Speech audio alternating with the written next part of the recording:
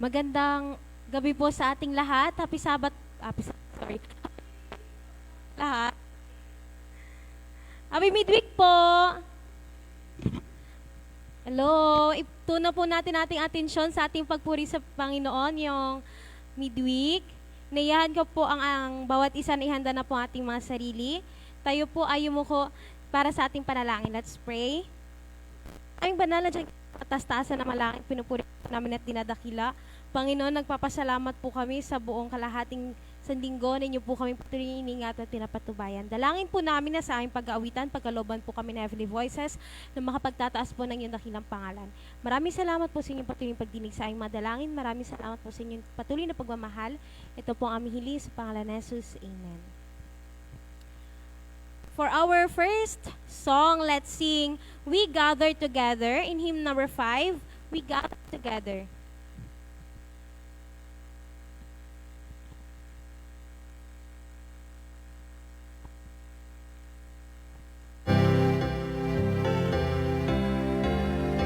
Iniyahan ko po ang lahat na umawit.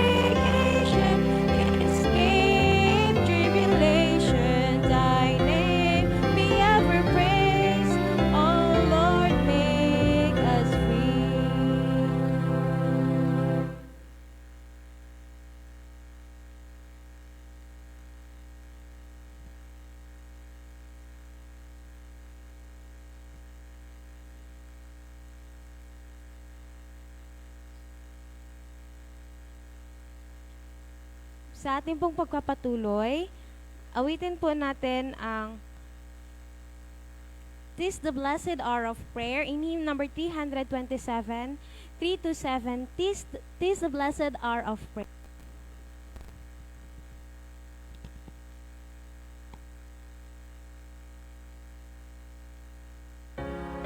Niya, tumayo.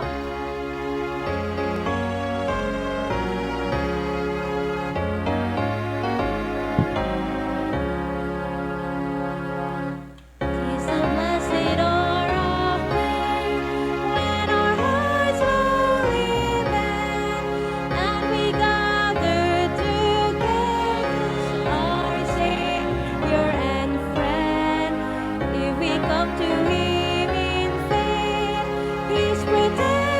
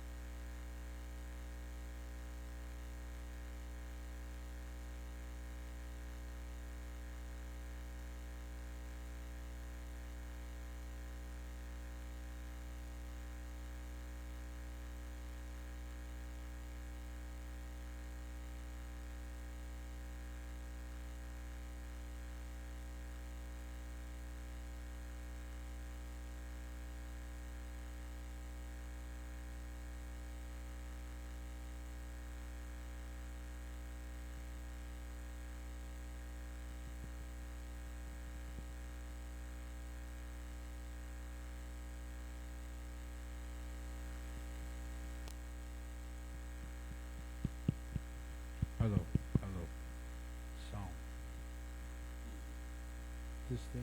So. Okay, magandang gabi po sa inyong lahat, mga minamahal kong mga kapatid.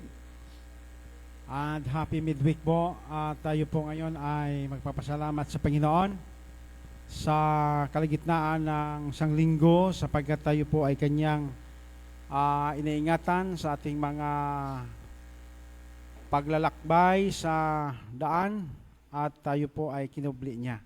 Higit sa lahat ay nandito sila si Ma'am, si Sir, nakarating na sa atin, kasama natin. Salamat sa kanilang biyahe na maayos lamang ang kanilang biyahe, mga kapatid, no?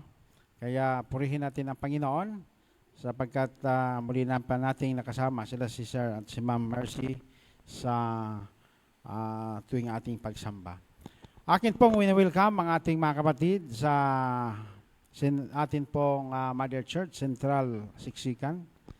At kami po ay nagpapasalamat na ngayong gabi ay kasama namin kayo sa ating pong pagsamba sa Panginoon. At tayo po ay sama-sama na ating purihin ang ating Panginoon sa Espiritu at sa katotohanan. So, ang pagkakasunod-sunod ng ating mga pagsamba ngayon, tayo po ay pinangunahan ng ating chorister, si Sister Alchin Mascardo. Then, ang ating nag-operate sa ating screen, Brother Jotard. At inyong presider, mga kapatid, si Brother Ronnie. At ang ating pagsamba ngayon, tayo po ay nasa week of mayroon tayong panalangin, no? Yung ating prayer request na atin pong hilingin sa Panginoon. At tayo po ay magpapasalamat din sa Panginoon sa lahat ng kanyang kabutihan, maging sa mga bagay na dumating sa atin na hindi naging mabuti sa atin. So, ang atin pong special song pagkatapos ng ating mga panalangin ay bibigay sa atin ni Brother Buyit Paulina. And then, ang ating magbigay ng message and then message testimony sa atin pong pagsamba ngayon ay si Sister Yoli Mantala. So tayo po ngayon ay pinapangunahan sa atin pong Care Group 2 sa atin pong pagsamba. So ngayon ay atin pong buksan ang ating mga prayer request at mga pasasalamat na atin pong hilingin sa Panginoon. So open na po ang ating pagtanggap ng ating mga prayer request. Okay, ma'am.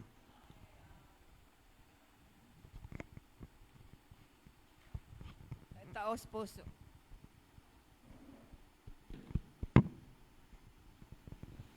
Taos puso po akong nagpapasalamat sa lahat ng panalangin ninyo. Nakarating po kami ng walang mga ano tawag dito? Walang Mga oberya. kapahamakan.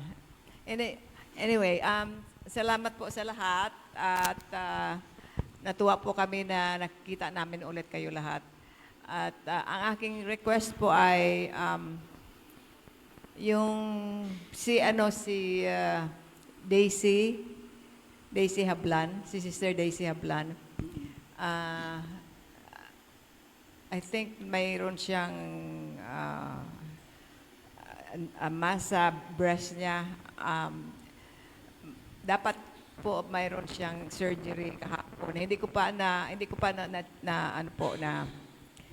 check siya kung kamusta siya, kung natuloy ba yung surgery niya o hindi. At saka kaya i-include po natin sa panalangin natin siya. At saka yung aking kapatid tumawag sa akin ng isang araw na siya po ay may malaking mass din sa breast niya. Ngayon niya lang na discover yung mass. Kaya sabi ko pumunta ka kaagad sa doktor. Kaya hindi ko pa siya na check kasi nagbabiyahe po kami nung tumawag siya sa amin. Kaya po panalangin po natin siya kasi ewan ko bakit masyado nang marami ngayon na may cancer sa breast. Kaya i-include po natin sa panalangin. Salamat po.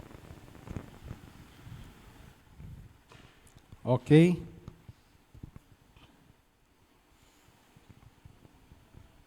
Stereo. Isama po natin sa prayer request yung apo ko, yung bunso ni Hansel. Siya po ay pinaturukan kanina at sinabi naman ng doktor na talagang lalagnatin. Siya po ay nakakaranas ngayon ng masamang pakiramdam. Nawa po'y hipuin ng Panginoon ang may mga karamdaman upang sila ay gumaling.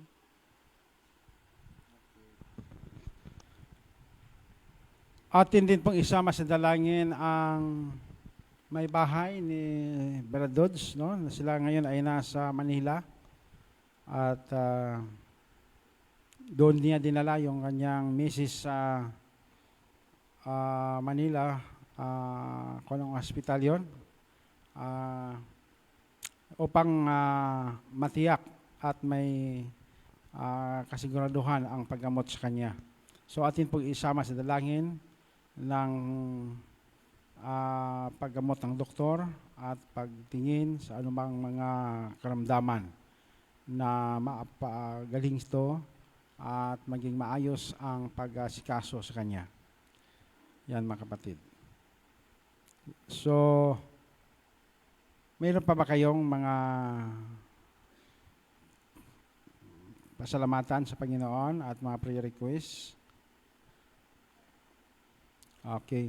Gusto ko rin mga kapatid na isama sa dalangin, bagaman hindi natin kapananampalataya, pero ito ay maraming natutulungan sa pagitan ng mga herbal.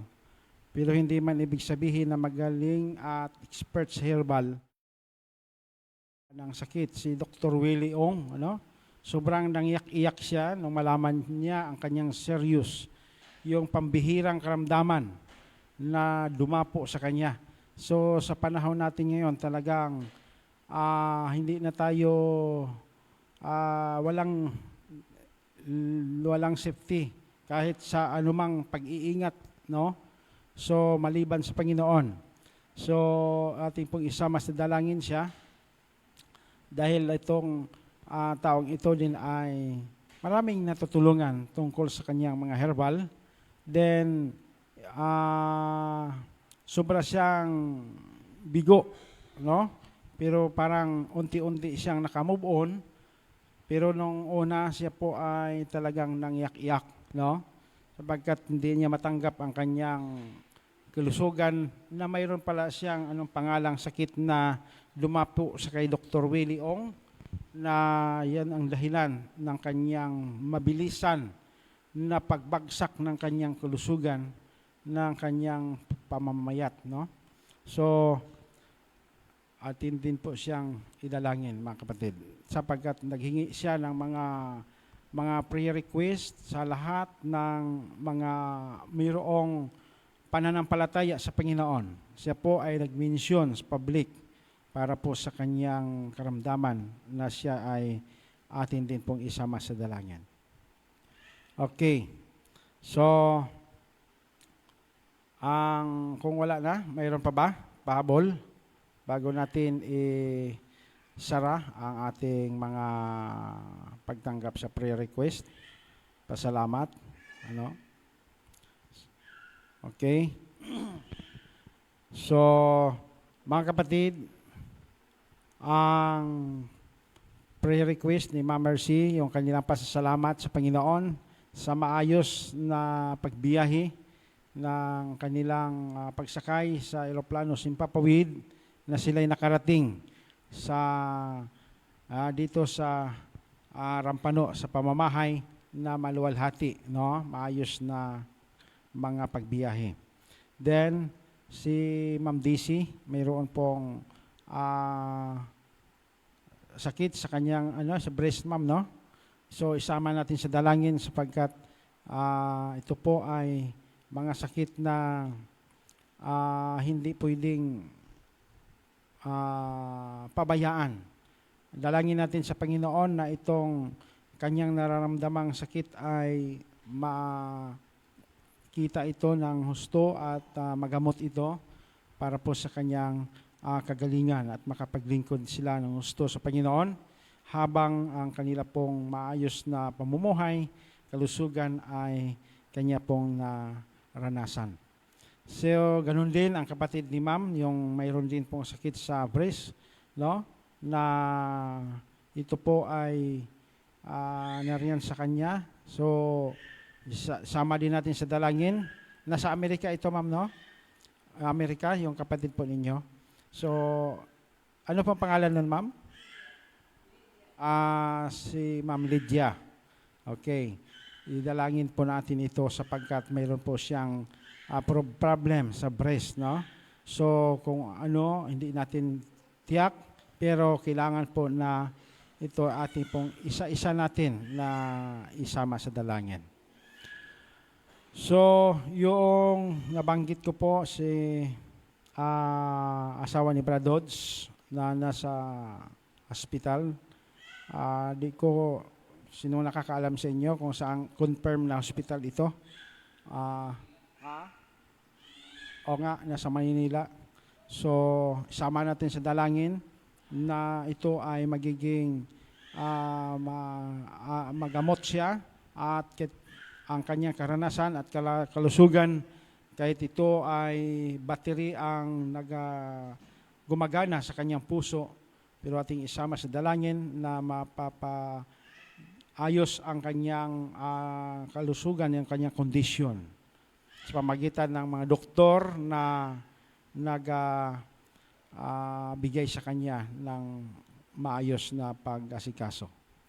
So, yun po mga kapatid, ang atin pong mga idalangin. So, tayo po ay lumuhod ng individual. Pasalamatan natin ang Panginoon. Mayroon po tayong mga prayer request na tayo po ang nakakaalam. Atin pong hilingin sa Panginoon mga kapatid. At tayo po ay manigluhod para sa ating panalangin.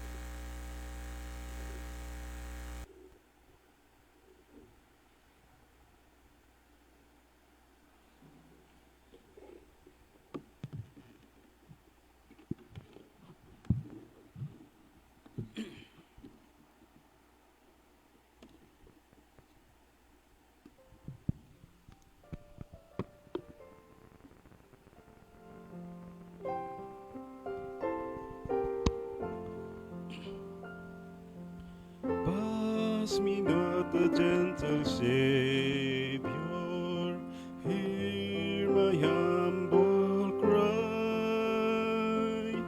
While on others thou art calling, do not pass me by. Savior, Savior, hear my humble cry. While on others thou art calling, do not pass me by. Lead me at the throne of mercy, find a sweet relief, kneeling there in that confession, help my unbelief. Savior, Savior, hear my humble cry. While on others thou art calling, do not pass me by. Trusting only in thy merit, what I seek thy face. Heal my wounded, broken spirit, save me by thy grace. Savior, Savior, hear my humble cry. While on others thou art calling, do not pass me by. Thou the spring of all my comfort, more than life for me. Home high I on earth beside thee, home in heaven that day. Savior, Savior, hear my humble cry. While on others thou art calling, do not pass me by.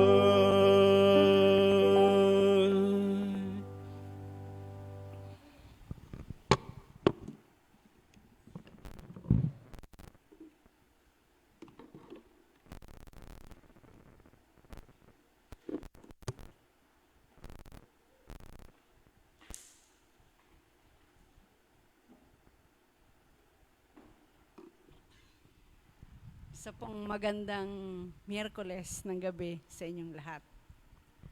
Ako po'y naggulat kanina, pero dahil sa Panginoon, tayo ay walang problema. Ako daw po'y mag-testimony. Sabi ko, pwede ba yun? Miyerkules ngayon.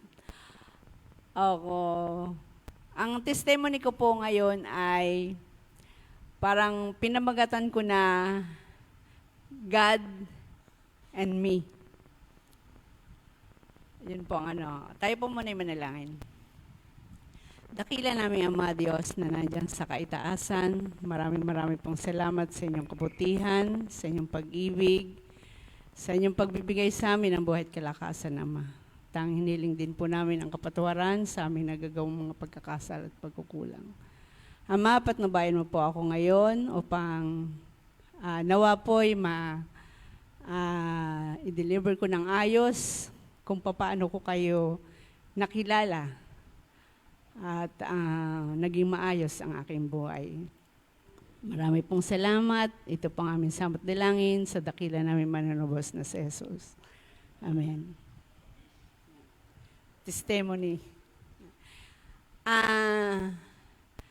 Noon po ako ay dalaga pa. Yan. Nakilala ko po si June na isang Adventist. Kilala po sa salitang Sabadista doon sa amin. Siya po ay nalaman ng magulang ko na nanliligaw sa akin, isang Adventist. Wala naman po naging problema sa magulang ko, lalo na dun sa nanay ko, dahil alam po niya ang history noong unang panahon. Yan. Sabi niya, tama man ang mga Sabadista, sabi niya. Kasi noong una talaga, kapag hindi sumunod sa linggo, ay pinapatay ng mga Kastila noong unang panahon daw. Kaya hindi ako nahirapan, hindi din kami nahirapan. Bagamat nung dalaga pa ako, pag ako'y niyayaya niya sa kanila, hindi ako pumupunta. Ang ginawa lang niya, nagdala ng Biblia sa amin. Then, kami naman po noon ay may Bible din ng Catholic. Pinaghambing ko. Tapos nung makita ko, sabi ko, bakit nga naman magkaiba? Yung una kong tiningnan po doon ay yung lahat na pagkain pinagbabawal. Kasi sabi nung nanay ko, ang problema lang dyan, ang daming bawal. Yan. Pero tama yun. Kaya nung pinaghambing ko po, bakit nga naman mga pagkain pinagbabawal? May mga picture po yung, ewan ko sa dating Catholic, ano? Doon po sa books, sa Bible ng Katoliko, may mga picture po. At ang mga nakalagay doon yung mga pagkain pinagbabawal, yun kaagad po ang aking chinek. Sabi ko, bakit nga naman hindi sinasabi ito ng pare? Ay yung baboy, ang laki-laki ng pagka-picture niya doon sa Bible. At yun lang po ang aking unang chinek doon sa Biblia. At kami po ako po ay naging prodigal daughter. Yan. Dahil bali parang pamilya ko ay kontra sa kanila. Ako naman po ay parang naghanap noon sa magulang ko. Yan, kaya pinapaalalahanan ko yung mga kabataan, no? Huwag niyo akong gagayahin. Kami po 10 magkakapatid na nag-grade 1 ako, hindi ko po nakasama minsan ang aking magulang. Naging busy sila sa bukid. Kami po 10 magkakapatid. May nag-college, high school, elementary. Parang nung natapos na, din kami na lang magkapatid na bunso ang nag-aaral. Sabi ko, bakit kaya ang mga sila inay hindi natin nakakasama? Hanggang nagkakaproblema na kami magkapatid. Pag kami, lalo't natutulog kami sa gabi, ay yung bahay namin ay hindi up and down. Tapos kinatatakutan pa ng ibang mga kapitbahay namin dahil malaki. Tapos marami daw nakikita pag maliwanag ang buwan doon sa lugar. Naging matatag naman po kami magkapatid noon. Dahil nga lang, pag ako po'y napapanglaw, tatawagin ko yung bunso ko. Sabi ko, halika, dito ka sa kwarto ko, matulog, napapanglaw ako. Siya naman, minsan, ate, dito ka nalang matulog, napapanglaw ako. At hanggang sa nagkakasakit ako, wala pa rin magulang ko. Nagpapadala lang yan ng pera, pa-check up ka. Sabi ko, ay, bakit kaya ganon? Yan. Hanggang sa pumupunta ako sa kanila, tinatamad na ako mag-aral. Dahil yun nga, parang naghahanap ako sa kanila na bakit para kitang mga ulila, wala kitang Then, nung makilala ko si June, naging maayos naman, sabi ko, tama-tama. Parang ginalit ko yung magulang ko, sumama ako sa kanya. Yan. Nung umpisa, sabi ko, buntisin mo nga ako. Yan. Nalukos siya, buntisan mo ako para ako'y mapansin sa amin. Then nung ako'y magbuntis, dumating yung nagbalik-balik kapatid ko, nagalit yung magulang ko, gumawa yung magulang ko, ay, pinawalan mo na kami ng karapatan sa iyo, bahala ka na. Sabi nung kapatid ko, walang problema, tara lang sa Manila, solve ang problema mo. Ako na minawa sa kanya noong time na yon, dahil pumunta na sila sa amin. Then, nung natapos, istorya, nagsama kami. Tapos baby ko na yan si Hansel. Nagsama pa kami ng 3 years bago ako nagpabinyag. Pero sa pangyayaring yon, nung time na yon, nandun kami sa bukid namin. Yung bahay namin, pag ikaw ay nasa Salas, Kitang-kita mo yung kalangitan. At isang araw, sa panaginip ko, mukha ni Jesus Christ, yung nakita ko sa langit na yon. Napatingin ako sa kanya, nakangiti siya, tapos meron siyang ipinukol sa akin na isang bagay. Di nagtaka ako, sabi ko, ano kaya yung isang bagay na yung, sa ganyan naman namin bahay, madawag pa, may mga damo pa, pero maliliit lang. Kakahuyan, bayabasan po namin yon.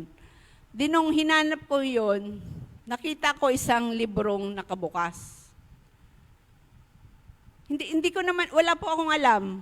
Sabi ko, ano kaya ang ibig sabihin nun? Hanggang sa, lagi kong naiisip yon, sabi ko, ano kaya ang buksyo?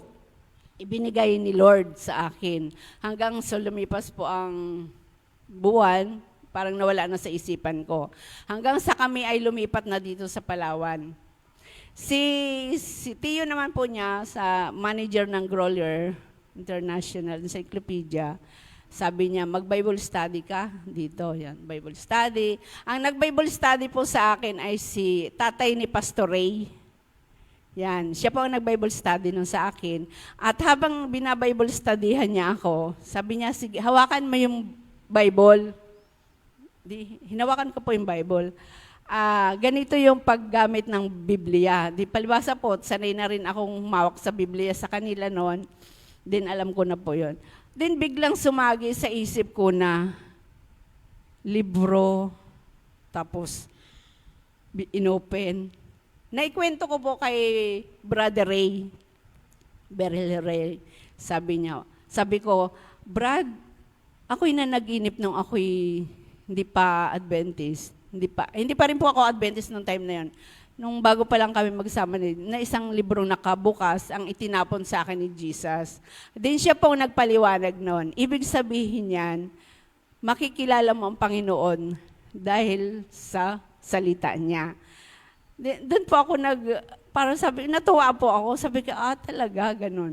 At doon po naisip ko, siguro nga, yun nga yung ibig sabihin ng Panginoon na yung libro na yun, yung Biblia na ipinagkaloob sa akin nung ako ay nabinyagan hanggang sa ako ay nagpatuloy na hanggang sa ngayon ay nananampalataya. Marami pong dumaan sa aking pagsubok.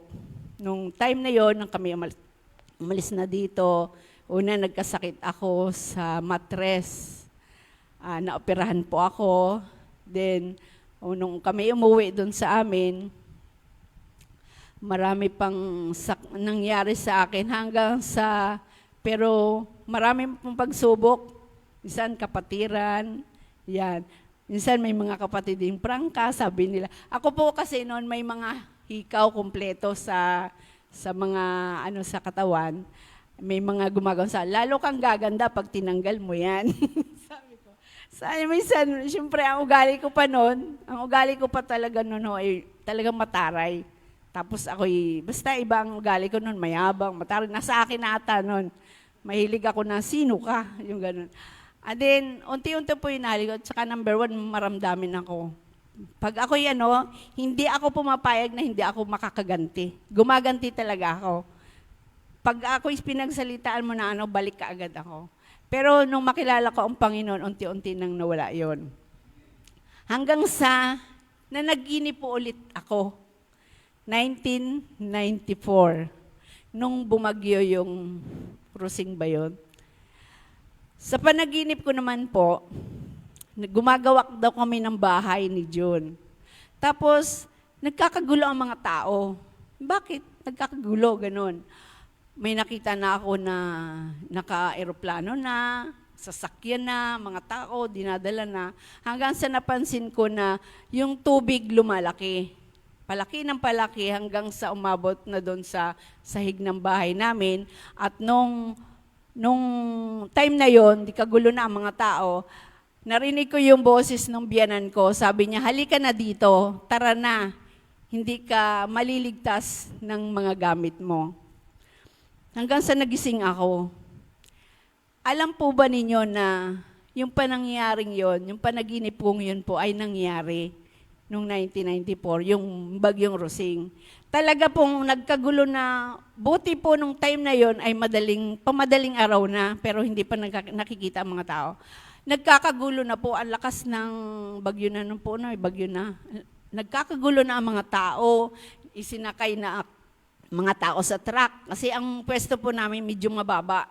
Din inisalba na yan. May nakabangka na para isalba yung mga tao dun sa lugar na yon. Nung time naman pong yun, may kambing kami. Itong si June, ang ginawa niya, yung kambing, dinala niya doon sa mataas, iniwan kami mag-iina. Pagdating noon, tapos may sabi ko, yung tubig lumalaki na. Hindi ko po alam kung anong gagawin ko. Ang naisip ko po doon, yung panaginip ko.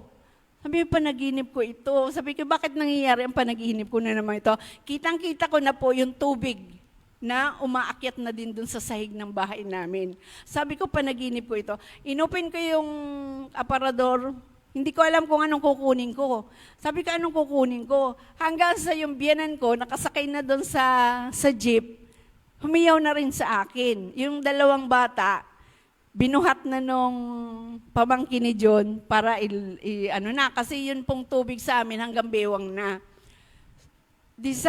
Sumigaw yung biyanan ko. Sabi, Yuli, halika na. Hayaan mo na yung mga gamit mo dyan. Iwanan mo na.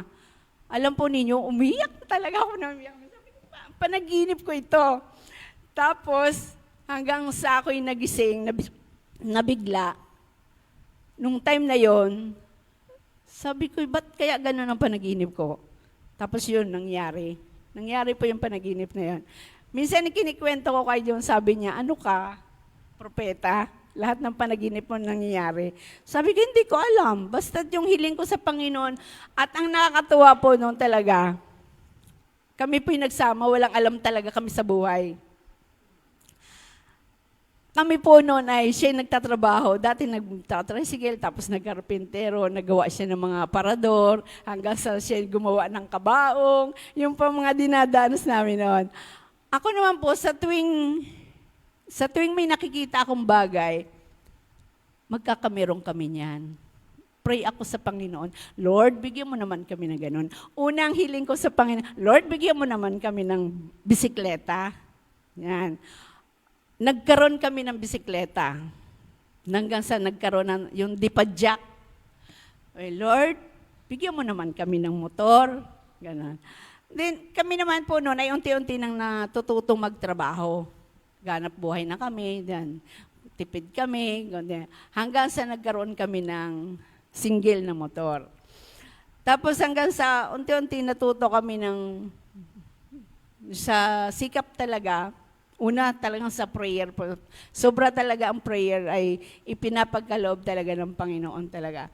Hanggang sa naginip na naman po ako, isang lugar na ako daw ay nakasakay sa jeep. Dire-diretsang pataas ng pataas yan. Hanggang sa pagdating doon sa tuktok, nandun na yung mga bahay. Yung bahay, di ganun ang tuktok. Yung bahay nakapatong doon sa lupa, tapos yung kabaak na haligi niya nandun sa bangin. Sabi ko daw sa mga tao, bakit ganito? Bakit dito kayo nagbahay sa bundok na ito? Ano mangyayari sa inyo? Magguho kayo dyan, ganun-ganun. Alam po ba ninyo, noong 1997, isa ako sa naging top na naka-sales ng Comtoms Encyclopedia. Sa isang buwan, naka-4 na Comtoms akong benta. Then, nagkaroon ako nakamit ko yung goal ko. Isa ako sa napapunta ng Baguio. Yan. Pagdating doon, hindi ko pa alam na gano'n ang itsura ng Baguio. Nag-arkila kami ng sasakyan papunta doon. Habang tumatakbo yan, nag-ano na naman yung aking utak. Sabi ko, ano po ito? Sige, ang pray ko, Lord, bakit po? Ano pong ibig sabihin? Bakit ang napapanaginipan ko yung nangyayari? Takbo na naman po kami, pumunta pataas. At yung pala po doon, ang mga driver, ang sasakyan mo, wag kang iiba ng pwesto. Kasi pala, yung mga sasakyan doon, talagang daus niya pababa. Dahil matarik, mahirap magpreno sila. Ay di kami pataas ng pataas. Sabi ko, Tiyo, napanag-inipan ko po itong lugar na ito. pataas ng pataas. Tapos pagdating sa taas talaga ng Baguio City, sinong nakapunta ng Baguio City, nakita ko rin talaga yung mga bahay. Sabi ko, bakit? Ang mga bahay po talaga nun, nasa tabi ng bundok. Tapos sabi ko sa kanila, bakit? Paano pag may nagkasakit doon? Saan idadaan? Ayun pala, may hagdanan pa rin sila. Hagdan, pahagdan. Isang linya ng hagdan, doon sila sama-sama ng gadaanan hanggang sa pababa. Sabi ko, Lord, ayoko pong, wag na po ninyo akong magbigyan ng panaginip. Wag naman po na ninyo ako, ayaw ko na, ganon. Hanggang sa, sige lang po yung pray ko, na, Lord, bigyan mo kami ng tricycle. Nagkaroon naman po kami ng tricycle. Lord, gusto kong matuto ng business na yon. Hanggang sa nagkaroon po kami ng gawaan ng tuyo at suka. Ang pinapag-deliver po namin ay tricycle. Hanggang sa parami ng parami po yung aming customer, hindi na nagka-ari yung tricycle. Nag-iilang balik kami sa mga bahay, sa mga lugar, para lang madeliveran. Pray na naman po ako noon, Lord, pwede bang bigyan mo ako ng 4 wheels? Yan.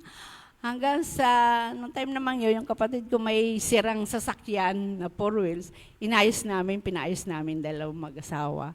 Then, nagkaroon kami ng 4 wheels. Hanggang sa dumating kami dito, sabi ko sa kanya, sana hilingin natin kay Lord na kung ano yung meron tayo doon, bigay ulit sa atin. At sa tulong ng Panginoon na naman, nakamit namin yung lugar na yon. Yung mga bagay na yun nakuha namin. Hanggang sa last na panaginip ko, isang lugar na bundok, farm, na yung lugar na yon, gubat. Tapos nung maayos na, may lugar doon na hindi ako makapunta. Sa totoo lang po, hanggang ngayon, dyan po sa lugar ng FF namin, yan po alam ni Pastor Cass. Pinunta niya yon, tapos nag-blessing, parang pinanalanginan niya. Kapag po, doon po sa bahay namin, ito po parang ganon, tapos itong tubig, itong bahay namin, hindi po talaga ako makapunta doon sa tubig. May malaklaking bato doon. Hanggang doon lang po ako, tatanawin ko lang yung sapa, ang balahibo ko po tumatayo. Tapos, sabi ko, ito na naman yung aking panaginip noon. Kinatatakutan ko yung lugar na yun. Hanggang ngayon po, hindi ako nakakapunta sa lugar na yun. Pero natanaw ko lang po yung, kasi yung lugar, malakas po yung tubig. May maliit na falls. Tapos yung kalapit niya, parang swimming pool na bilog na halos lampos tao ang tubig na pinupuntahan ng mga, minsan po pumupunta nung nandun pa, mga kabataan, kami po ay nagkakamping, nag-overnight, doon po sila naliligo sa tubig na yon na parang style swimming pool. Tuwan-tuwa po sila doon. Pero sa totoo lang po, hanggang ngayon, hindi pa rin po ako nakakapunta. At minsan po nakapunta ako doon nung pinilit ni Pastor Cass upang ipag-pray. Pinanalanginan po nila yung lugar na yon. Pero buhat po noon, hindi na talaga din ako nakapunta. Basta't na sabi ko lang sa Panginoon, Lord, tama naman na. Sabi ko, huwag na ninyo akong pag-anuhin pa. At sa tulong po ng Panginoon, lahat po ng hinihiling ko sa kanya ay ipinapagkaloob po niya. Kaya sabi ko nga lang po, sa atin, lahat tayo ay nakakilala sa Panginoon. At alam ko pong lahat ng ating mga request ay ibinibigay ng ating Panginoon. Dahil mahal talaga tayo ng ating Panginoon. Ano po? At ako po ay nagpapasalamat talaga ng sobra. Dahil sa mga dinanas ko rin pong sakit na nararamdaman ko, kapag po ako hindi makatulog, sabihin ko lang po, Lord, sakit ba ng ulo ko? Hindi ako makatulog. Hanggang sa unti-unting nararamdaman ko na ako'y nakakatulog. May time, meron akong nakakwento. Ewan ko lang po, minsan nagdadalawang isip din ako. Kayo na nga po magsagot sa akin kung ano. May time, may nagsabi sa akin na hindi daw lahat ng panalangin ay sa Panginoon. Basta iniisip ko, basta si Lord ang tinatawag ko. Basta siya ang nagbibigay sa akin ng lahat ng aking kahilingan. Wala akong inisip kung sino man niya. Kasi may nakapagsabi, hindi daw lahat ng panalangin is sa Panginoon. Hindi ko lang po alam kung ano. Pero hindi ko po yun pinaniniwalaan. Ano po? Kasi may nagsabi sa akin ng ganyan. Nung may kwento ko yung lahat ng prayer ko ay pinabigay niya.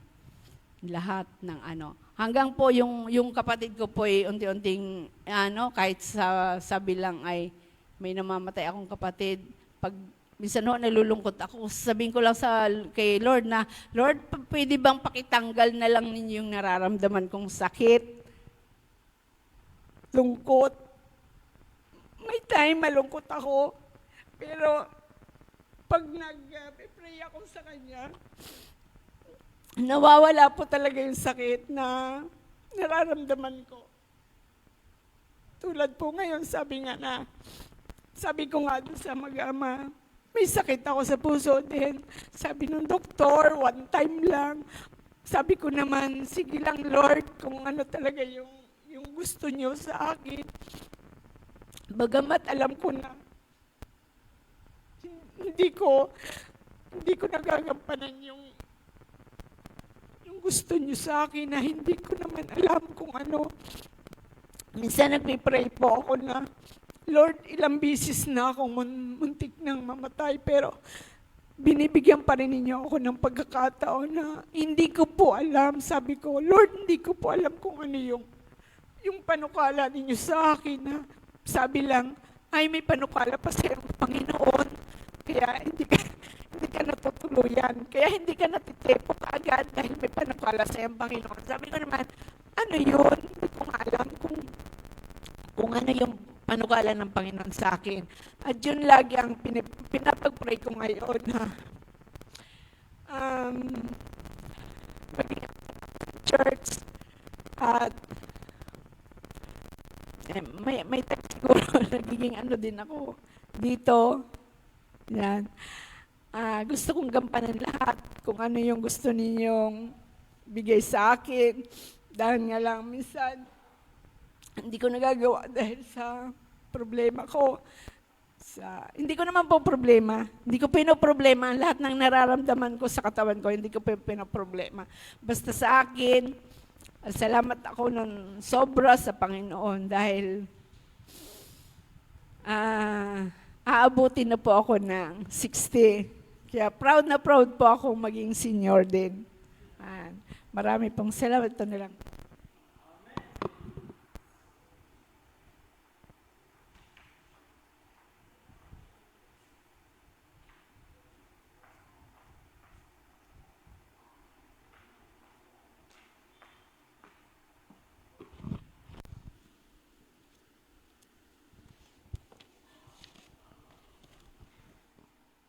For our closing song, let's sing All the Way in hymn number 343, 343 All the Way.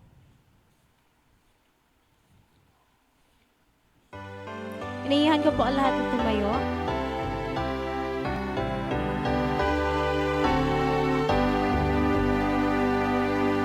All the way my Savior leads me, what have I to ask beside?